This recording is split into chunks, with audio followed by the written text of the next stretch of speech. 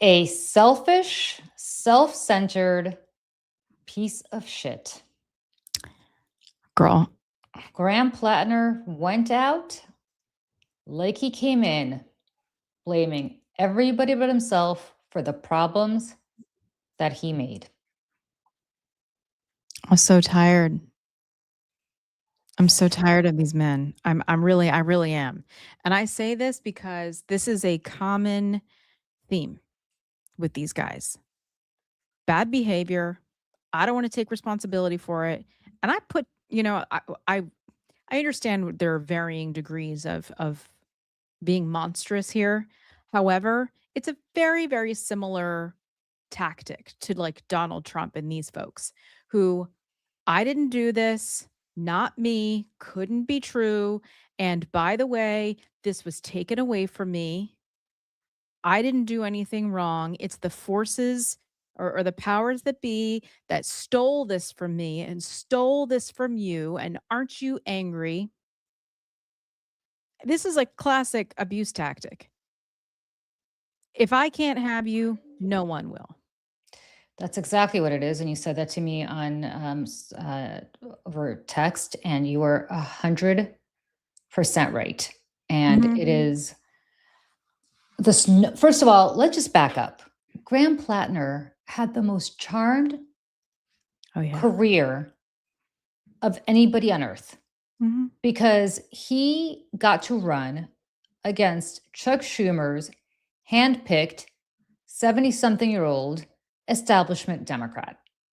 All he had to do was say the following: oligarchs. Let me think of the code words: oligarchs, AIPAC, genocide, rigged economy, and maybe for good measure, genocide again.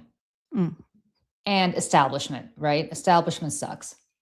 And Michelle, if I had given you those talking points, or pick anybody in Maine, that person would have been A-okay. He was a charismatic speaker. He spoke well. But ultimately, he is we've talked about this for a long time. It's not like we're Johnny-come-latelys to this, like everybody else, who were making excuses like everybody else. I mean, Kara Swisher and Scott Galloway, up until like 2 minutes ago, were still making excuses for him. We're about forgiveness. We're about whatever. Fuck you. I mean, honestly. Forgiveness, quite frankly, I'm sorry, is overrated. Yeah, you know what? Why don't you don't give Graham Platner forgiveness? The women who he wronged. How about that? If they have it in their hearts to forgive him, then by all means, I'm all for it. It's probably mentally healthy for them to do that. I don't know if I have it in me to do that, but if that's where they've arrived on their journey, that's okay. It is not up to us to forgive Graham Platner on their behalf. No. It never has been. No. And I'm just scrolling Twitter right now and I'm looking at this one. And by the way, Shannon Watts, if you happen to be watching at any point, shout out to you. Shout out to Shannon Watts because she is setting from shit on fire from day one. And I'm just looking at the things that she has retweeted here. And at Hellcat Bruce said, "Hold on. Before I resign in disgrace, I have a list of demands." I mean, let me tell you something. Let me just say this. This was teed up for this Nepo baby, boarding school attendee whose grandfather and father are both exceedingly wealthy, who could afford to be an oyster farmer or whatever he was, because he had, as he admitted to publicly, had a fallback. Like daddy could take care of things if things didn't work out. By the way, Michelle, nothing would have made you happier and me happier, I'm sure, at the age of 22. You'd probably still be in theater right now if you didn't have to worry about making a living. Oh, absolutely. Right? 100%. And believe me, I remember after I graduated college, a lot of my friends, because I was a scholarship kid at a similarly fancy private school, and all of my friends took a couple of gap years and, waitress in London for the hell of it, just to live in London and spend some time bumming around Europe. Like, I had to go to work. And so do real working people. But not this guy cosplaying. but I don't want to get into him. I don't want to talk about him anywhere except for what he just did. Because what he just did is so fucking selfish that my head is about to explode. Oh, it's insane. He just lit the Democratic Party on fire. He just decided that, again, as you've pointed out so well, if he can't have them, no one will. If he can't have the Senate seat, no Democrat will. He just drove a wedge the size of a Mack truck between people who are still his supporters, who still believe in him, and the next person who's going to take that spot. Because there is going to be a sizable number of his supporters who are going to say that now who's the they, Michelle, do you think? Oh, let's see. I just want to pull this up here for a second because I pulled some tweets before we came on air. Graham Platner talked about Israel in his fundraising emails more than any other Democrat running this cycle. Now, you may be saying, well, the Israeli government is doing really terrible things. Yes, it is. We agree there. But that's not what this is. You know it. I know it. We all know it. And I'm sorry, is Israel the biggest issue facing the people of Maine? I just don't know that it is. But it certainly is a fundraising tool. It's a fundraising tool for a lot of these guys. And let me tell you something. He just, like, who's they? Who's the they? They did this to me. Who? AIPAC? Who?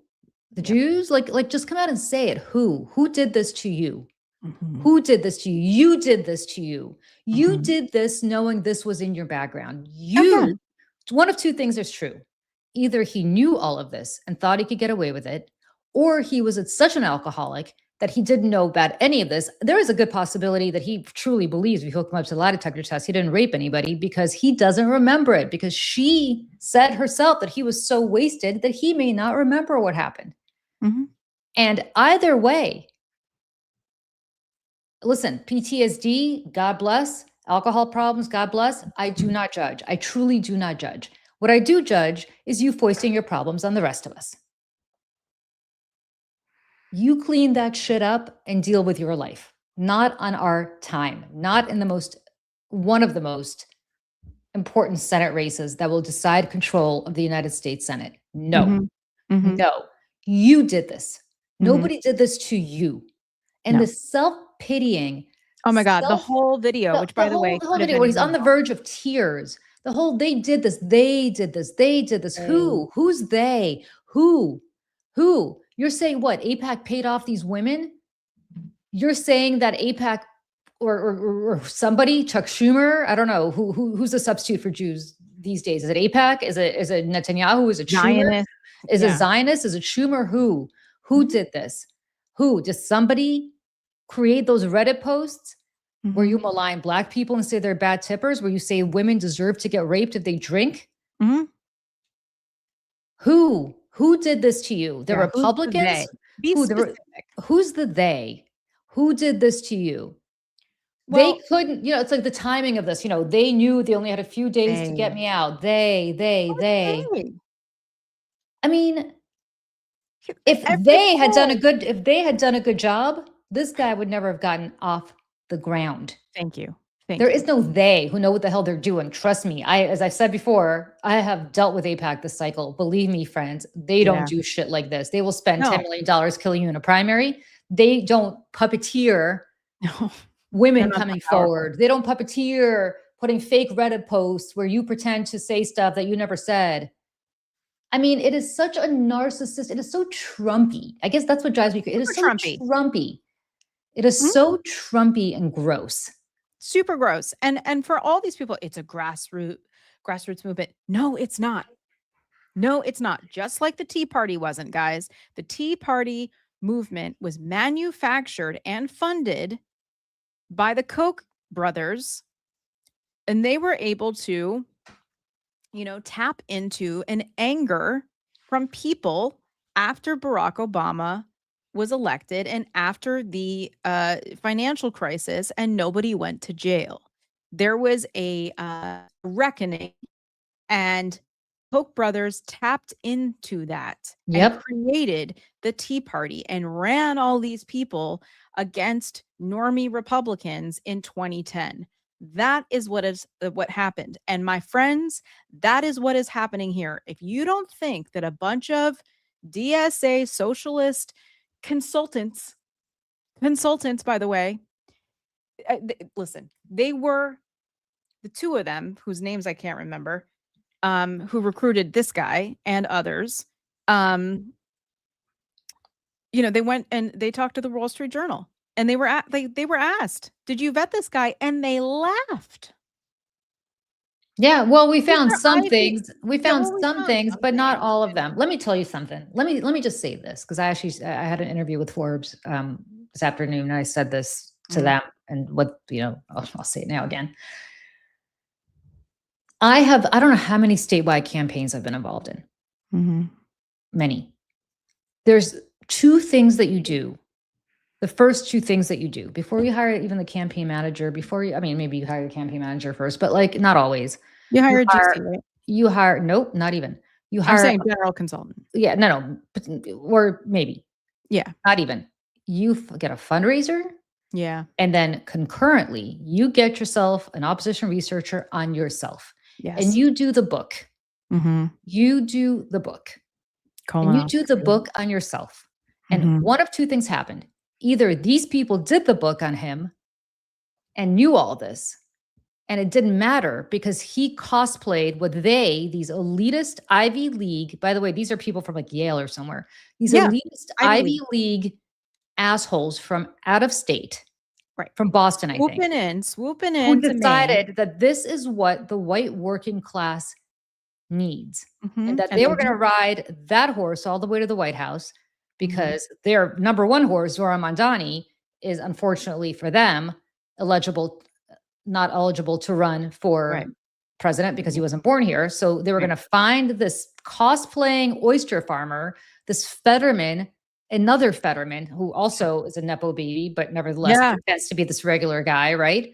They were going to ride him to the White House. And they literally picked him out of central casting, knocked on their door. Yeah. And Graham Platner didn't just wake up one day and he's like, you know what, I'm going to run for Senate. Yeah. That is not what happened. They saw a YouTube video about him, an oyster person in Maine. Oh my God, he would be perfect. Because again, these people swoop in to the state of Maine and they do cartwheels for this guy who in their eyes looks like a working class white person that they would want to vote for. And while, yes, he was a good communicator and saying things that, by the way, on a policy stance, we all agree on, better healthcare, Medicare for all, better environment. Like, I mean, the list goes on. And let me just say this. So that's one. And two, either they did the right thing and knew what was in his background, and then did the wrong thing by insisting that they were going to elect him, or because nothing is more important than beating back Chuck Schumer, and nothing is more important, friends. Understand what this is about. All right, this is probably going to lose us like 1,000 subscribers, and I don't give a shit because I hope you guys listen to me because it's the truth. I'm not gonna feed you hopium. I'm not gonna give you bed night stories that are gonna make you feel good about yourself. I'm gonna tell you what's going on with the benefit of working in this business, so I know what's happening. Bernie Sanders has no friends in the United States Senate. Now, Bernie Sanders would say it's because everybody else is compromised and he speaks truth to power and yada, yada. Sure. Bullshit. He's a miserable human being in real life. And I say that as somebody who agrees with him on 99% of his platform. So I would love nothing more than to support Bernie Sanders. He was right about everything politically, from a policy perspective, I should say. Bernie Sanders is not a Democrat. He caucuses with the Democrats, but he is not a registered Democrat, nor do I believe he ever has been. What Bernie Sanders is trying to do is take over the Democratic Senate caucus. He wants to anoint the next Senate Majority Leader. He wants to anoint the next committee chairs. Now, he would say to you, it's because he wants to make sure that they follow whatever, policy prescriptions he wants. In reality, it's because of power. He wants power. 1000%. He wants power. And the way to get power is to elect guys like Platner, guys like El Said in Michigan, right? And so on and so forth, all across the country, so that he can be the power behind the next Senate majority leader. Yep. Friends, I would take that from somebody who's a Democrat. He is not.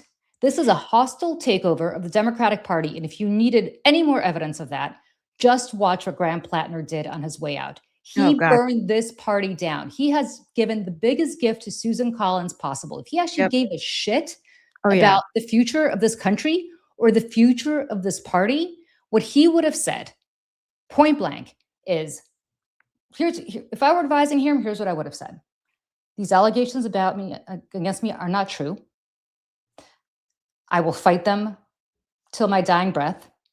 I will never accept that I did any of the things that I was accused of doing. But for the good of this party, I understand that I cannot continue.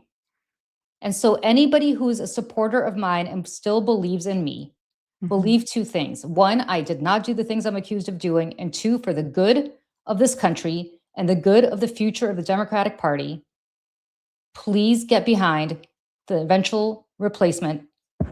Whoever replaces me is the person you should get behind, because job number one is to get rid of Susan Collins, defeat her, and take this country back from authoritarianism. Right. Thank you. Goodbye, mic drop.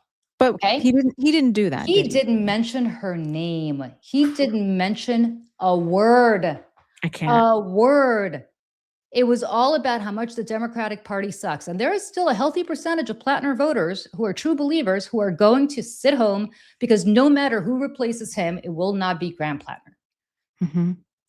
And I will tell you right now, if Bernie Sanders' ass is not up in Maine doing this with whoever the eventual nominee is, I don't give a shit if it is Chuck Schumer's identical twin. I don't give a shit if it's somebody from AIPAC wearing an AIPAC tattoo across their head, as long as they have a D after their name.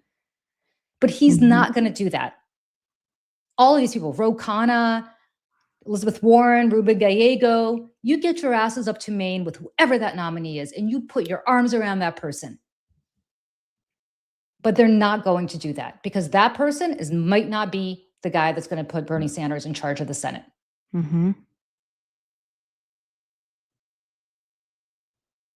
Yep.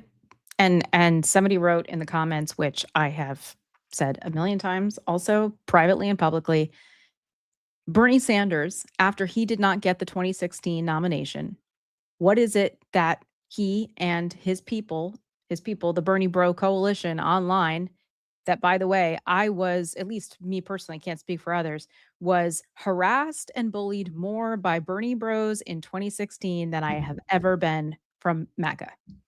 And, you know, it was stolen from him. They took it from him. The party took it from him. Hillary took it from him. And Bernie refused to drop out until the very, very end, refused to and you know, the whole message behind it, the whole feeling behind it was like, I'm going to stick it to the establishment. I'm going to stick it to the establishment. And I just want to read this really quick, because if you guys know Amanda Nelson, she is on TikTok, Threads, whatever, Amanda's Mild Takes. I happen to agree with her probably more than most people online. And she was on Under the Desk News with V. And she said the following, and I'm just reading the captions here, so I apologize for the speed at which I'm doing this, which is very slow. She goes, "You have to be very careful when you say establishment, because what you want so many people, is what Bernie means by establishment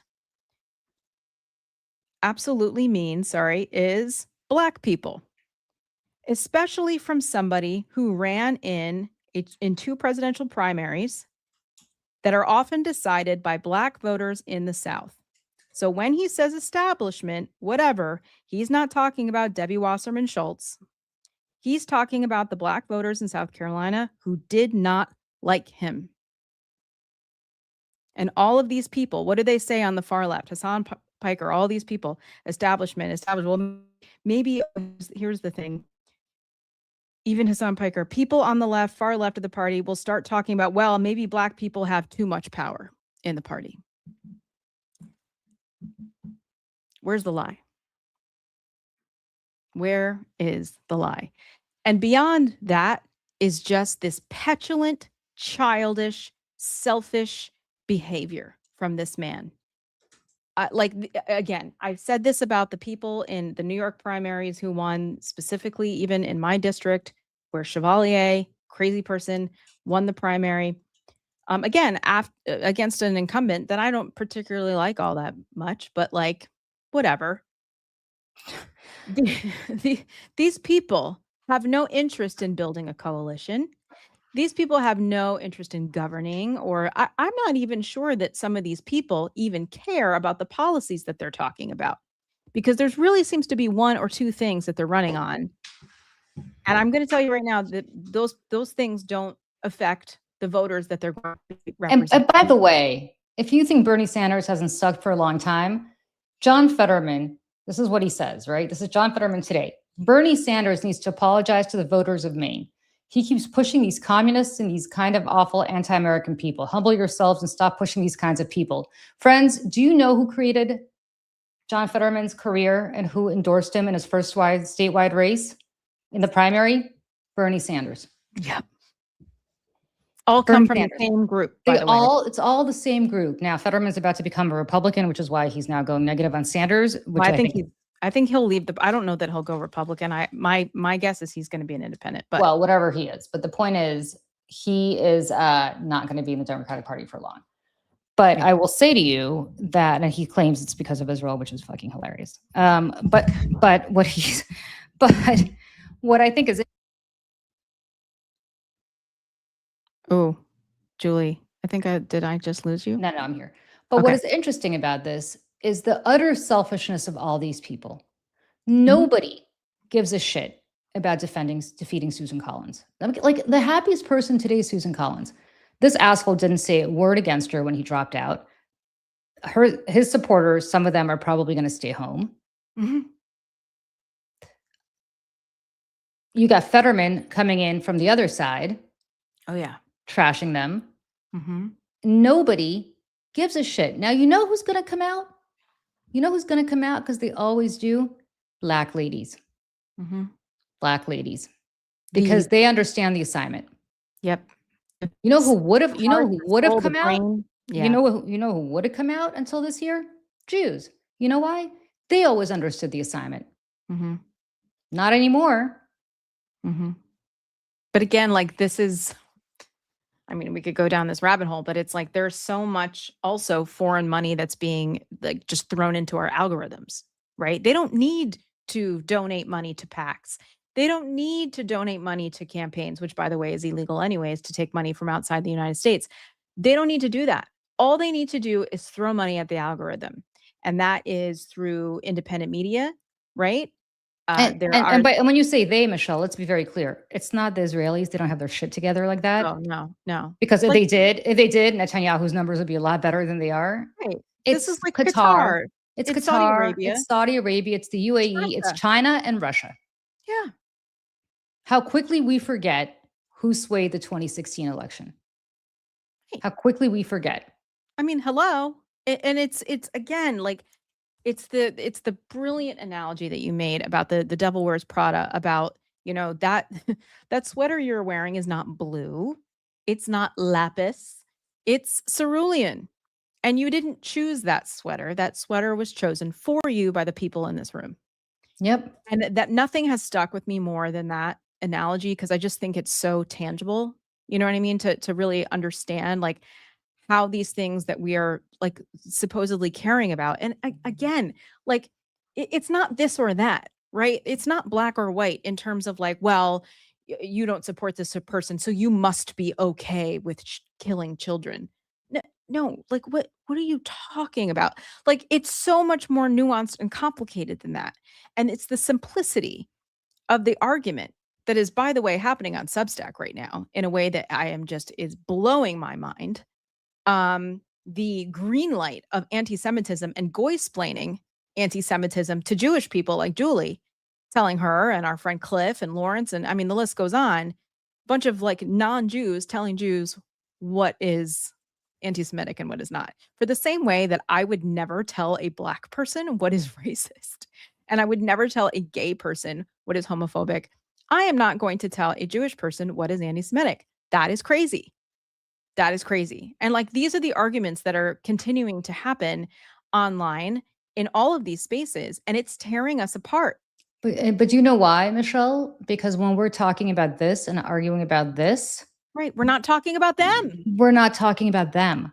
Right. And we're not talking about what American voters actually care about, because I guarantee you, outside of the social media ecosystem and outside of people who have time to sit and worry about what's happening in a country 6,000 miles away, most people sit around the kitchen table worrying about putting food on it.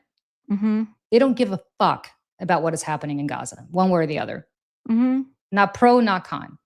Mm-hmm. I love the Ukrainian people. I am horrified about what Russia's doing there. If I wouldn't run a campaign based on what's going on in Ukraine, because nobody cares except for me, or very few people. It's not the number one priority for anybody. But while we're all sitting here bogged down talking about AIPAC and talking about, and you know who cares about it? White affluent voters. They got time on their hands. Right. That's why I'm saying to you, the backbone of the Democratic Party, old Black ladies, they don't have time for this shit. No, they're the most like they got shit to do. They got shit to do. They know how to do it. They know how to get people together. Because here's the thing, Black women in the Democratic Party are not only the base, they are the heart, they're the soul, they're the spine, they're the brain behind all of it, and have been for as long as I've been alive and much, much longer. And for anyone to dismiss that is, I don't even have words for that. And let me say this, as much as these people, and this drives me crazy, sit around saying, well, you know, Kamala Harris, she spent more time on the campaign trail, worrying about Adam Kinzinger and worrying about Liz Cheney and not enough about the base. Here's what they're talking about when they mean the base. They mean them. Let me tell you what the base really is. They're not wrong that she spent more time worrying about Liz Cheney. She shouldn't have done that. What she should have done is worried more about the people in the Democratic base. And it's not these white entitled assholes, because no Democrat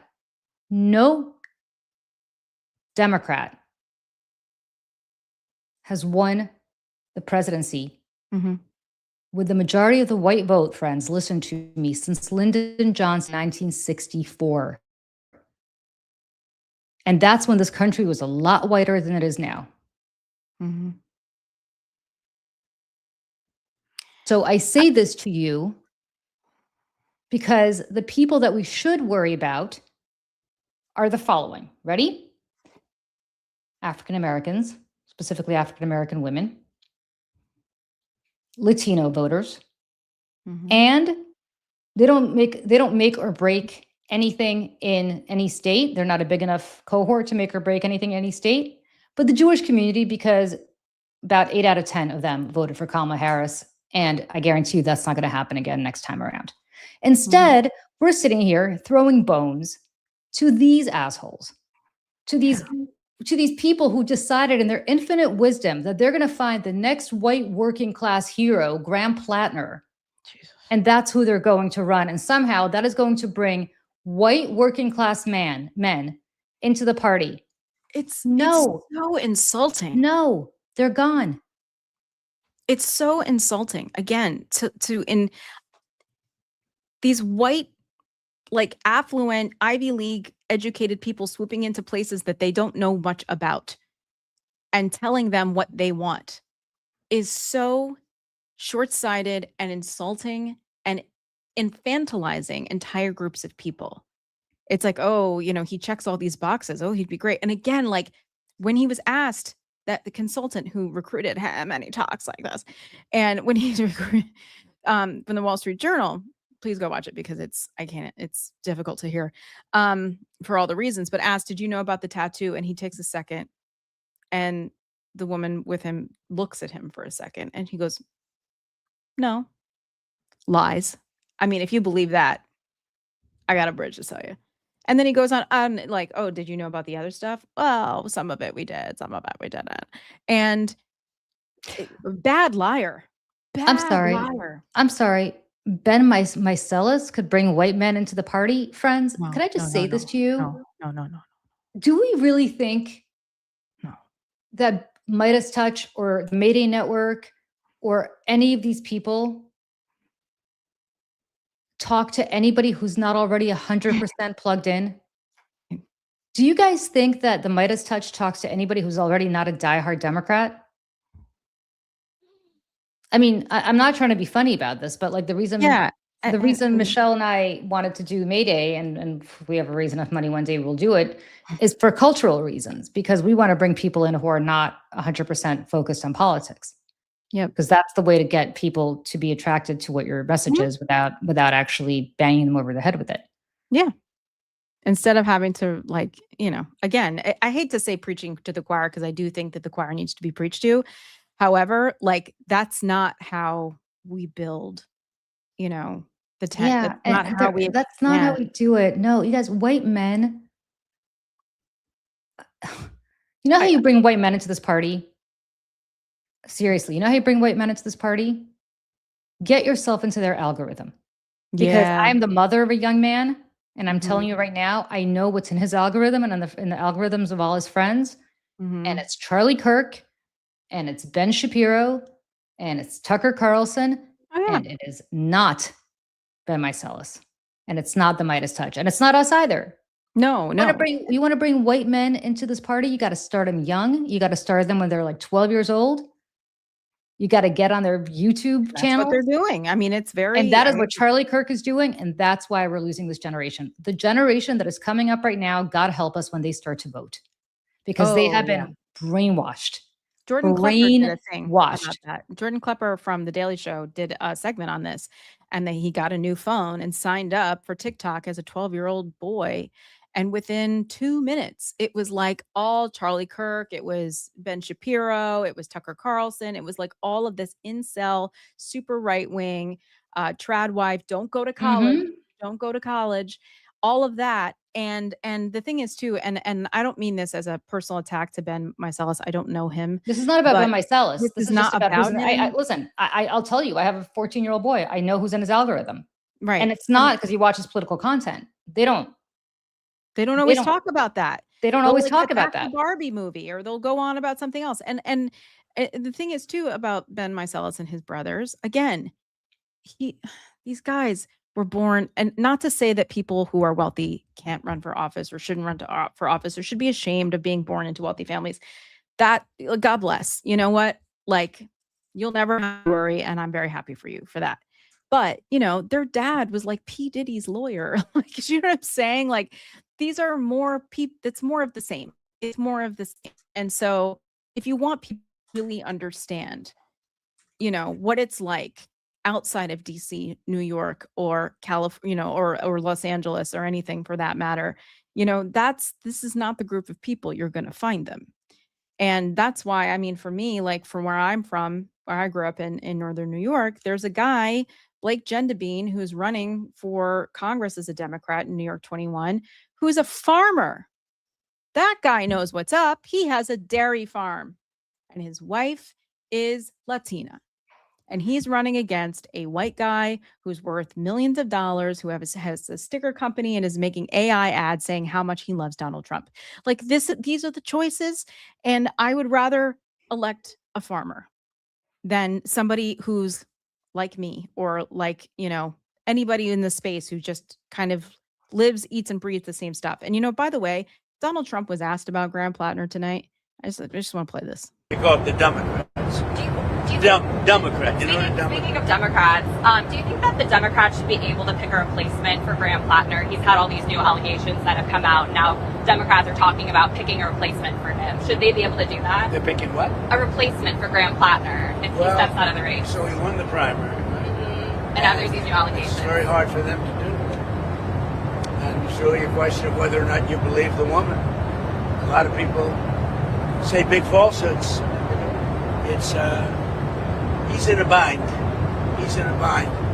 But should they be able to do it? Well, I guess he's going to lose. I would imagine he's going to lose. It's very interesting when a Republican woman came out with the same charge, nobody believed her. When this woman came out, everybody believed her, right, Doug? Did you get any pictures of it, Doug? You don't want it. They wouldn't sell, though. So, any other questions? This is the man who earlier today said that the Islamic Republic of Japan bombed the USS Abraham Lincoln and referred to President Zelensky as President Putin several times. This is also the man who today was ordered to pay $5 million to E. Jean Carroll by the court after the U.S. Supreme Court upheld that verdict. So, yeah. Yeah. I just, like Julie said, the more that we are talking about this, and not about them. And I was even just thinking that today because I was thinking like, man, I'd like to make a video or something. And I was like, man, I would just love to be a PAC or something right now and just make an attack ad against Susan Collins and run that shit everywhere if I had the money to do it.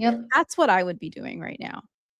I would make the most scathing, negative ad about Susan Collins and remind the Democratic Party and remind all the independents what she has done and what her actions have resulted in dead women bleeding out in parking lots. Like, let's be real here. And so, there was a lot of tweets up tonight. Barbara Boxer from California. I love Senator Boxer. she is on the advisory board of Seneca Project, which I co-founded with Tara, which I'm no longer a part of, but still love her. This just in, Maine Democrats are eyeing roughly 600-person convention to replace Platner, which, okay, we'll see how that goes. And Shannon Watts, who we love, they're taking it away from us. An asshole to the very end. Good riddance. And Josh Barrow, who I don't always agree with, makes a very good point here. The flip side of the left's hard-on for slovenly F-ups like Fetterman and Platner is pathological hatred of Mayor Pete because of his clean-cut style and youthful achievement of conventional success. And ain't that the truth? You guys, they're all cosplaying. They're all cosplaying because here's the thing. If you stand by a guy who has a Totenkopf tattoo, either because he's too dumb to know what it is, too drunk to have known what it was when he was getting it, but for 20 years was apparently too drunk to figure out what it is, even though it's right here, right? If I had something this big on my chest, believe me, I would have taken the time to figure out what the hell it is. And should I have found out what it is, I would have gotten rid of that very quickly. So the guy who trashed Black people, the guy who trashed women, said they were responsible for their own rapes. And the part that I can't get over this. I can't get past this. Is that they knew all that going in. Yeah. It's not like I don't subscribe to this whole, I'm just shocked. Who could have ever seen this coming? Who's got two thumbs and who saw this coming and told you about it? This girl, and also this girl, Michelle. I don't know which direction I'm pointing in here. This girl. We've been screaming this for how long? We've been screaming this for months. Who could have seen this coming? Shannon Watts, Julie Roginski, Michelle Kinney, a whole bunch of people. And not because we're establishment shills, because it was so effing apparent. And it's not like I'm sitting here, I told you so, although I am. It's that I'm sitting here saying that they don't care. They knew what this guy was about. They're not stupider than we are. Quite the opposite. They're quite arrogant. The opposite. They care about the slogans. They care about the working man.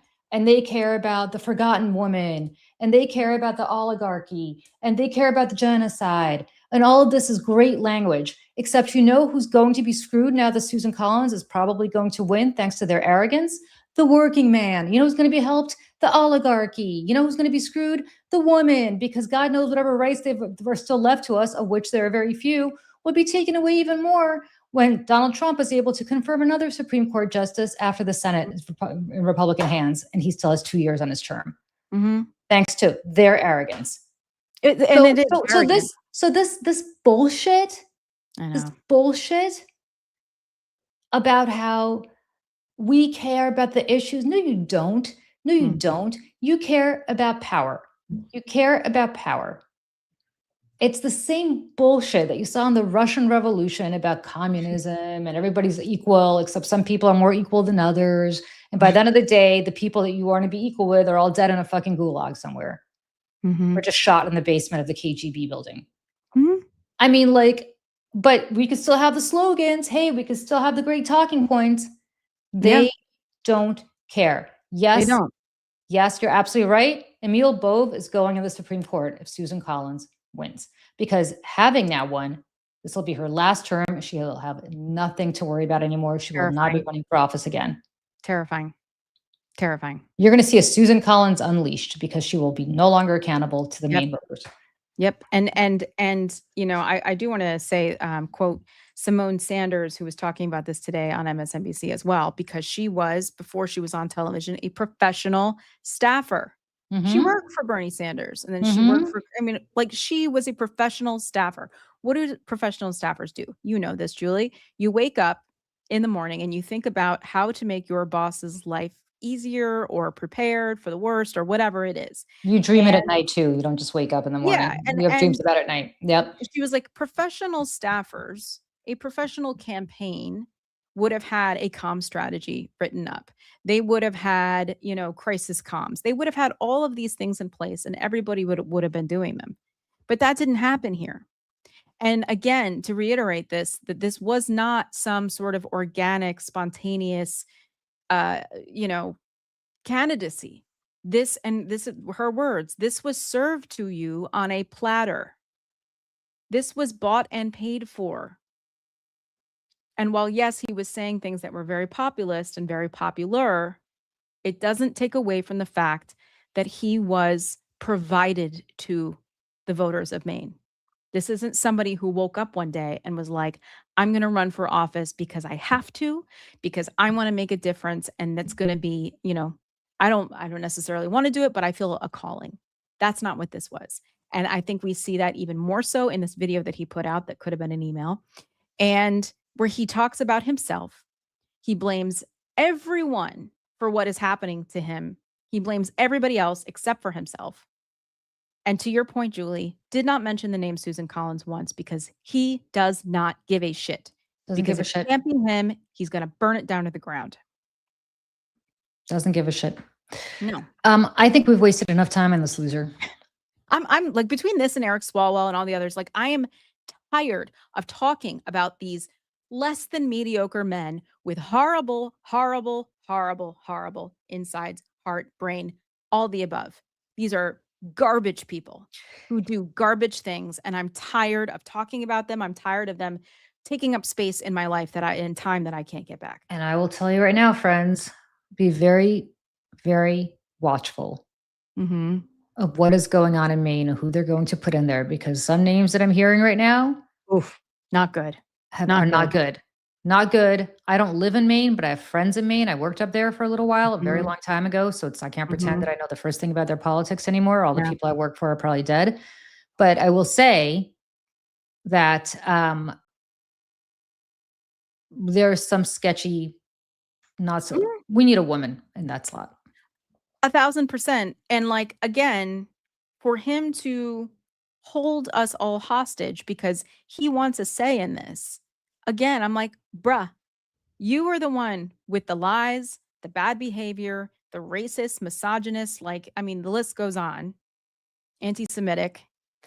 This movement doesn't care about anything but power, because if they cared about anything but power, Ro Khanna's ass, Elizabeth Warren's ass, and Bernie Sanders. Okay, Ro Khanna lives in California. He actually lives in a cable news studio somewhere. But but I will give him some grace that perhaps he is actually in his district for a change and not in living inside my TV box. Hey, Bernie. Hey, Elizabeth Warren. Vermont, Massachusetts, not so far from Portland, not so far from Augusta. Get in the car. In the case of Elizabeth Warren, shoot straight up. Boston to Kittery, pretty close. I've done it, a couple hours. Get up there. And whoever it is, you better stand there like this with them. They won't. Like this. And if it's not some person that you're like, oh, wait a second, no, this isn't the person who's mentioning genocide 1,700 times. And wait a second, this isn't the person who's mentioning the oligarchy 100 times. I don't give a shit who it is. Is the job here to defeat Susan Collins, or is the job here to elect the person that's going to empower you? Mm-hmm. And you could go ahead and say, for all your bullshit, that you want somebody who's going to espouse your views on Medicare for all, going to espouse your views on getting rid of, billionaires. And by the way, I agree with you on all of the above. Yep. But I will tell you right now, it's not going to be. Susan Collins is not going to do that. If I lived in Maine, as much as I said for months, Michelle, for months, we said this last week, we said this last month, we said this 6 months ago, I would hold my nose. If he's the nominee, I will hold my nose and I will still vote for Graham Platner, despite everything I knew about him. Mm-hmm. Because Susan Collins is a bridge too far for me. Well, these people should hold their fucking noses no matter who it is and do the same and endorse whoever it is. But they're not going to. You will not see Bernie Sanders up there. Oh, no. He might come up there once to check a box. You will not see him up there. You will not see him sending out emails for this person. You will not see Justice Democrats and Our Revolution and all these other people, all these email lists that I'm on. God, they clog my mailbox all the time. These people who are like, oh, we hate, people sending us emails about midnight deadlines. We hate all these emails. Oh, please send me $5 right now. Yeah, please send me $5 right now. You know who I get that from 24/7? The Justice Democrats, except they're like, we got to take on AIPAC. We got to beat AIPAC. Send us money right now. They've replaced Democrats talk about we got to beat Republicans. These assholes talk about AIPAC, just so you know who they think the enemy is. Yeah. I mean, the DSA fundraises off of MAGA and MAGA fundraises off of DSA. Meanwhile, everybody else suffers.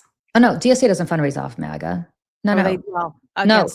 The Democrats fundraise off MAGA. The DSA fundraises off AIPAC. Yeah, that's the problem, because they don't give a shit about MAGA and they don't give a shit about the Republicans. They give a shit about the Jews, and they give a shit about being in power and taking over the Democratic Party, which P.S., I have no problem with the new generation coming in and taking over the Democratic Party. Please. That's great. Do it by addition, friends, not by subtraction. Right. They're alienating. Black people, Latinos, Jews, the backbone of this party. And I will tell you right now, you only need to look no further than what happened in Daria-Lisa Chevalier's district. Oh, yeah. Where she won the white gentrifying areas and lost the Black and Latino areas. And I will tell you right now, and the northern Manhattan and the Bronx. She is thrilled to death that she's not in a swing district, because if this were a swing district, she would. She'd be done. And but Maine's that swing district. It's that swing state, and that's what they don't get. And so's Michigan, friends. So as much as I cannot stand Haley Stevens, as much as I think Mallory McMorrow should have been the nominee, mark my words. If you live in Michigan, as irritating as you might find her, as much as you may not agree with her on a lot of things, I'm telling you right now, vote for her, because the other guy is bad news. Was recruited by the same people who recruited Graham Platner.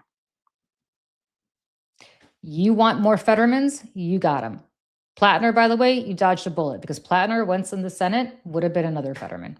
Yeah. Would have been 5 seconds. And we can't vote these people out in 2 years. This is a 6-year term. Yeah.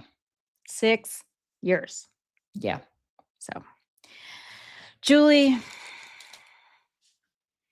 you know what? I want to go see like a movie and like come here and talk about it or something. I'm going to go see The Odyssey as soon as it comes out. I'm very excited. Yeah. DSA didn't recruit Platner. Okay. I'm going to lose my mind. The people who recruited him are literally Democratic socialists. That is who they are. They recruited him. That is who, look it up. Please, I beg you. They literally did an interview with the Wall Street Journal saying, we recruited Graham Platner. For Christ's sake. There are these Harvard idiots. There's 5,000 comments on our other video. DSA. Okay, maybe the party itself did not go out. Yeah. Right. I went out and did this. No, but the consultants who work for that party and the movement we're the ones. And They're the guys, ones.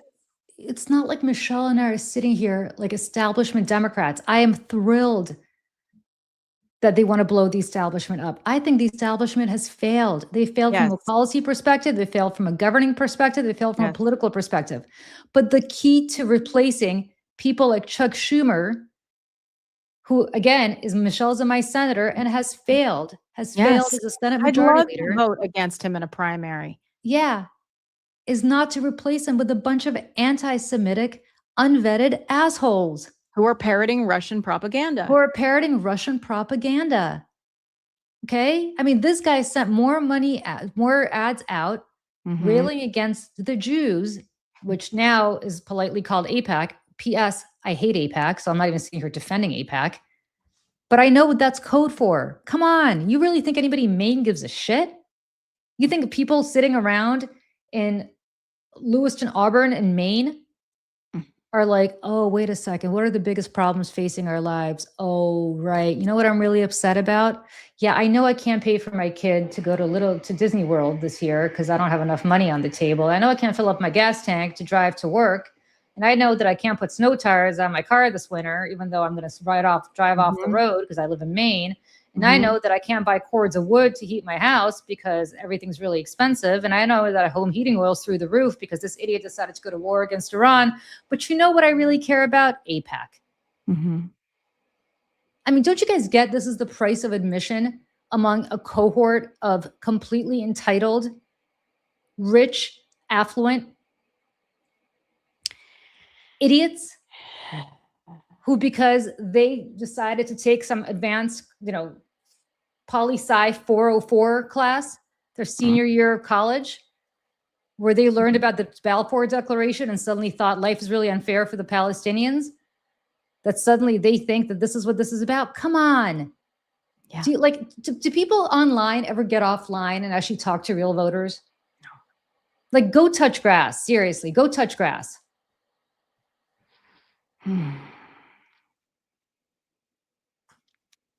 I don't even. Meanwhile, the Republicans are keeping Mitch McConnell alive. I don't know what, like Weekend at Bernie's him, so that they don't have to fill a Senate seat. Mm-hmm. So Martin Bashir can't call Martin Bashir. Woof. That's the wrong name. Andy Bashir. Martin Bashir is too busy setting up Princess Diana again. Andy Bashir can't call a special election. I mean, come on. Like, the one side knows how to play the game well. The other side are a bunch of amateur assholes. And for all that they're like, well, you've been a political consultant for so long, you're part of the problem. Yeah, assholes. I know how to win elections. You know how to bring us people like Graham Platner and people like Lisa Chevalier, who, P.S., she's going to win her race. And then the Republicans are going to ride that shit in every swing district. You think they just made it easier for Tallarico to win in Texas by electing somebody like her? You think they just made it easier for somebody, whoever the nominee is going to be in Maine? Mm-hmm. Thanks, Zohran Mamdani, for that one. As much as everybody loves Zohran Mamdani, he gives a great speech, friends. Yeah. I'm reading about this Daniel Maraf. I think that's how you say it, the guy who's responsible for recruiting that talks like this. And I just thought it. Yeah. He's a former longtime organizer and leader within the DSA, who operated as a local and national figure in the mid to late 2010s before allowing his membership to lapse. He publicly argued in a since deleted 2017 essay. I'm reading this off the thing, so if I'm wrong here, but I don't think I am, because it's what I read earlier too. That socialists should run the Democratic primaries and regain power. So there we go. Yeah, and his wife, who when asked about, like, hey, did you know this about Platner? They laughed. That's literally what are you laughing about? What are you laughing about? What are you laughing about? What part of this is funny? Is it funny for you? Is it funny for you? I just want to be like, this is people's lives, y'all. What is wrong with you? And I'm again, we'll sit here and I won't check the comments tomorrow. So if you want me to see something, don't write it. I'll check it. I'll check it. I love this stuff. I thrive on this. Oh, I know you do. You like it. I don't, because it makes me mad. But it's it's going to be more like she's not even there's no proof, and all of you liberal women and blah blah blah. And these comments are not coming from MAGA. They are coming from progressive men. Yeah. How many people? Well, yes, he might have said these horrible things, but you know what? He had PTSD, or he said these horrible things, but he was an alcoholic at the time. Listen, as I said, I have some very, very, very good friends who are alcoholics, people I truly, tremendously care about. Mm-hmm. And I don't want them to be held responsible for what they did on their worst day. Mm-hmm. However, if they rape somebody on their worst day, mm-hmm. I don't think they should be my senator. Or choke someone, or beat someone up, or choke somebody, or drag them out of the car. Yeah. Or tweeted or posted Reddit posts. Mm-hmm. Or engaged in racism. Yeah. Or accused women, ironically, of having it coming because if they drank, they deserve to be raped. They should keep their guard up, I guess, by not drinking. Okay, how about you take your own advice, you asshole? Thank you. People like that, you know what? Yeah. Don't jeopardize life for the rest of us. You want to destroy your own life? Yeah. I'm so libertarian about it. I am all for it. My whole thing about drugs is if you want to consume, just don't take anybody down with you. You want to consume 5,000 pounds of heroin and kill yourself, entirely up to you. It's your body, your life. But when your behavior starts to impact me, then we have a problem. Listen, I lost a very good friend to alcoholism, and I, not like he went away somewhere, like he died. And, yeah.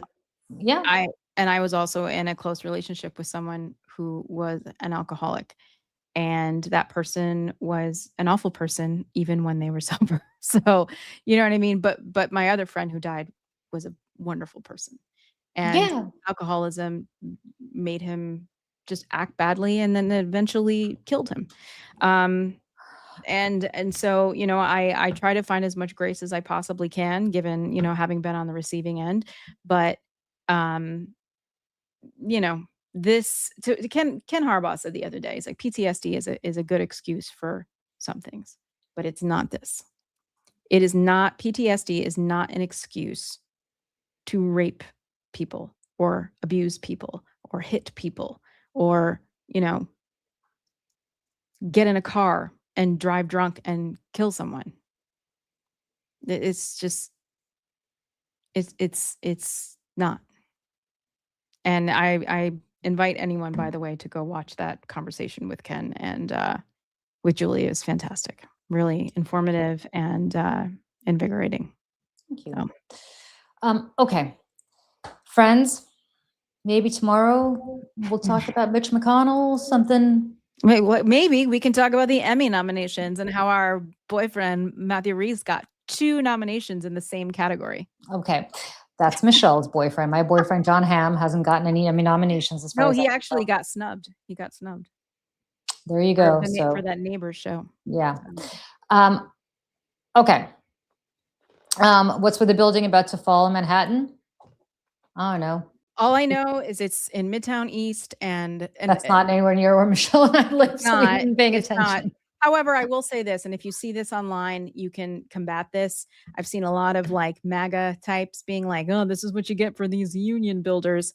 No, this building was notorious for hiring scabs. That blow up rat was outside this building all the time. I believe that it's in like one of the Google Map videos or, photos of it, of the street view.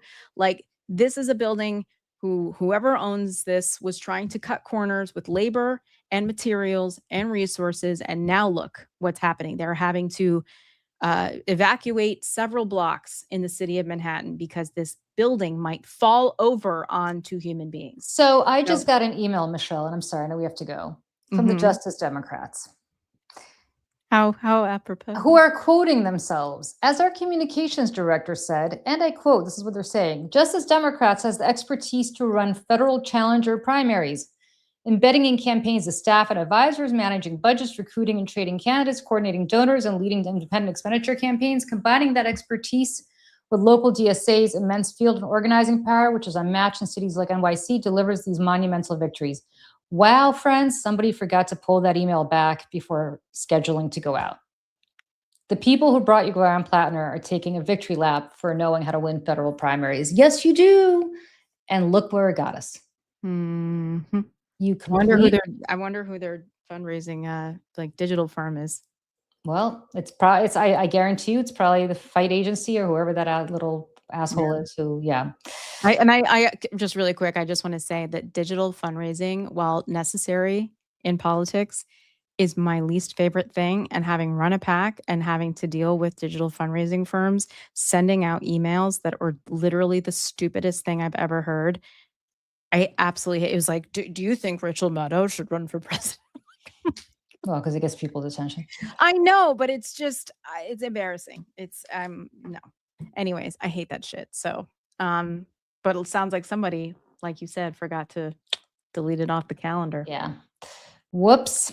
Okay. All right, friends.